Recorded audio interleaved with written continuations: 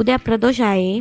प्रदोष म्हणजे प्रत्येक 15 दिवसांनी 13व्या दिवशी त्रयोदशी तिथीला सूर्यास्ताच्या आधी आणि नंतरच्या काळात 1.5 तासांचा वेळ, या वेळेत भगवान शंकराची पूजा आणि उपासना करणे शुभ मानले जाते.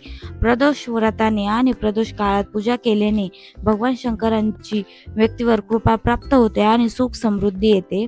भक्तांसाठी वैशाख महिन्यातील शुक्र प्रदोष व्रत आणि पूजेला विशेष महत्त्व आहे. शुक्रवारी प्रदोष आल्यामुळे याला शुक्र प्रदोष म्हणतात. 25 एप्रिल 2025 रोजी प्रदोष आहे, तर शुक्र प्रदोष व्रत भगवान शिव आणि माता पार्वती यांना समर्पित आहे.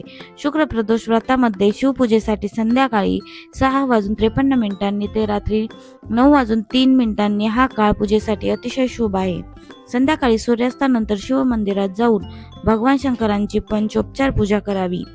शिवलिंगावर दही, दूध, मध आणि गंगाजलाने अभिषेक करावा.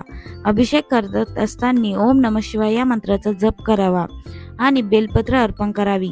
तसेच माता पार्वती यांची देखील पूजा करावी. शिव मंदिरामध्ये तुपाचा दिवा लावावा आणि घरी यावे. घरी आल्यानंतर देवी लक्ष्मींची पूजा करावी आणि श्री सूक्ताचा पाठ करावा व खिरीचा नैवेद्य दाखवून आरती करावी.